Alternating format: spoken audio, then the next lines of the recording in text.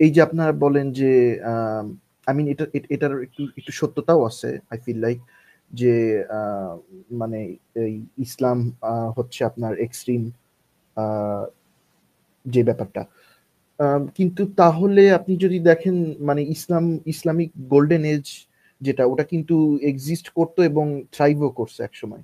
মানে এটা তাহলে কিভাবে হলো? আহ, ওটাও তো এ- থিওক্রেটিক রাষ্ট্র ছিল। না, ওই সময় হচ্ছে গিয়ে মানে গ্রিসের যে ফিলোসফির যে বইগুলা তারা অনুবাদ শুরু করছিল, এবং অনুবাদ করার পরে তারা গ্রিক ফিলোসফি দ্বারা তারা ইসলামে যখন অনেক দেশ তারা দখল টখল করে অনেক সম্পদ যখন তারা জমা করতে পারছে, সম্পদ জমা করলে যে জিনিসটা হয় যে মানুষ ফিলোসফি, সায়েন্স এই সমস্ত বিষয়ে মনোযোগ দেয়।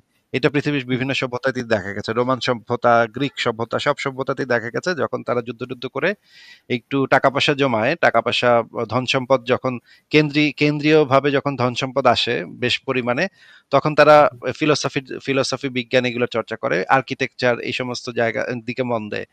এই যে যখন তারা দেখা গেল অনেক দেশ দখল টখল করে বেশ বেশ কিছু পয়সাপাতি উপার্জন করছে, তখন তাদের মধ্যে ওই ফিলোসফির যে গ্রিক ফিলোসফির বইগুলা, সেই বইগুলা অ্যারিস্টটলের, বিশেষ করে অ্যারিস্টটলের বইগুলা তারা অনুবাদ করা শুরু করলো এবং অ্যারিস্টটলের ফিলোসফির চর্চা শুরু করলো।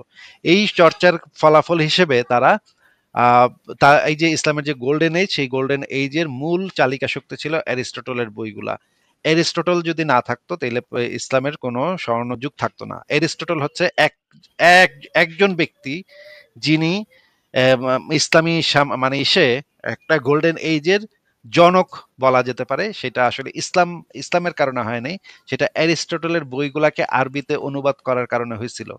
এখন আচ্ছা। এই জিনিসগুলা আহ, আহ, ইসলামের যে গোল্ডেন এজ, সেই গোল্ডেন এজের সমস্ত লোকদের, যারা বিখ্যাত ব্যক্তি, দার্শনিক, বিজ্ঞানী, বা যাদের কথাই আপনি আনেন, তাদের জীবনে যদি আপনি পড়েন, আমি আপনাকে গ্যারান্টি দিতে পারি প্রত্যেকে অ্যারিস্টটল দ্বারা আহ, মানে মারাত্মক, অ্যারিস্টটল, টলেমি, এদেরকে দ্বারা, আহ, আহ, অথবা প্লেটো, এদেরকে দ্বারা মারাত্মকভাবে ইন্সপায়ার্ড ছিল।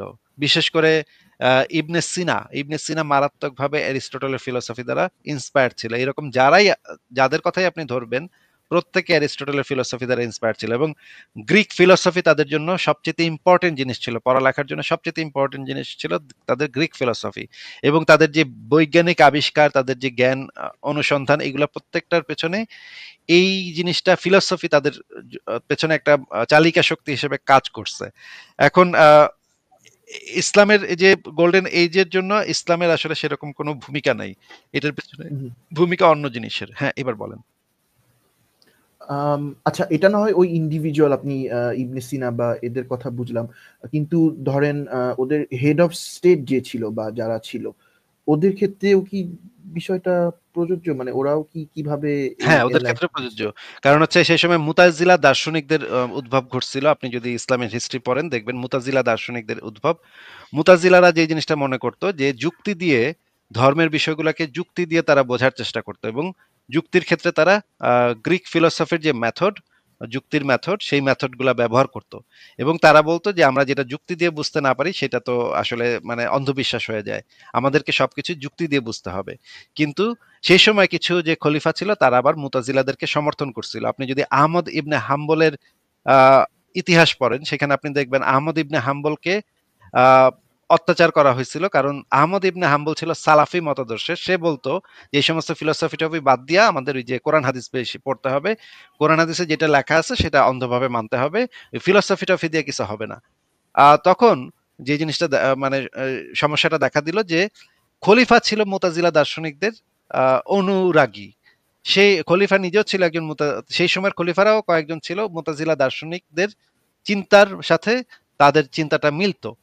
পরবর্তী হুম। সময়ে ইমাম ইবনে তাইমিয়া থেকে শুরু করে এই এই জিনিসগুলো আপনি পড়ে দেখেন। ইমাম ইবনে তাইমিয়ার হিস্ট্রি যদি আপনি পড়ে দেখেন, ইমাম ইবনে তাইমিয়া দীর্ঘ সময় জেলে ছিল। আহ, এই জিনিসগুলো যদি আপনি পড়ে দেখেন, দেখবেন সেই সময়ের খলিফারা ছিল মানে যুক্তি দিয়ে ধর্মকে বিচার করার পক্ষপাতী। আবার তারপরে আবার একটা পট পরিবর্তন হয়, তখন খলিফারা আবার সালাফি হয়ে যায়। এরপরের যখন খলিফারা আসে সেই খলিফারা আবার হুম। সালাফি। তখন আবার মুতাজিলা দার্শনিকদের আবার পিটান দেওয়া শুরু হয়। মুতাজিলা দার্শনিকরা তখন দেশ থেকে বিতাড়িত করা হয়, তাদেরকে অনেককে মেরে টেরে ফেলা হয়। মেরে টেরে ফেলার পরে, এরপরে আপনি যখন সালাফিরা যখন খলিফা হিসেবে ক্ষমতাশালী হয়, তখন এরপর থেকে আপনি দেখবেন স্বর্ণযুগের সমাপ্তি হয়ে গেছে। এরপরে আপনি দেখবেন আর স্বর্ণযুগটুক কিছু নাই। এরপর খলিফারা এসে মানে একদম মানে কট্টর যে শরিয়া, সেই শরিয়া যখন সমাজে এপ্লাই করে, তখন আর দেখবেন আপনি উন্নতির ধারাটা দেখবেন নিচের দিকে নেমে গেছে। যতক্ষণ পর্যন্ত ওই যে খলিফারা সেই ফিলোসফার যারা ছিল, ইসলামী ফিলোসফার যারা ছিল, তাদের কে সমর্থন করছে, ততদিন পর্যন্ত এই সোনালী ইসলামের যে সোনালী যুগটা, সেই সোনালী যুগটা সেই সময়ে ছিল। এর পরবর্তী সময় আপনি দেখবেন সেটা একদম নিচের দিকে নেমে গেছে, এবং এরপরে ওই কোরআন হাদিস চর্চা ছাড়া আর কিছুই হয় নাই, ফিলোসফির চর্চা, বিজ্ঞানের চর্চা আর কিছুই হয় নাই। এরপর সেই ধারাটা নষ্ট হয়ে যায়। হ্যাঁ, বলেন। আচ্ছা, তাহলে আম, মানে if I understand you correctly, economic condition আর এই এনলাইটেনমেন্ট কিছুটা মানে একসাথে জড়িত, এম আই রাইট? হ্যাঁ, হ্যাঁ, অবশ্যই।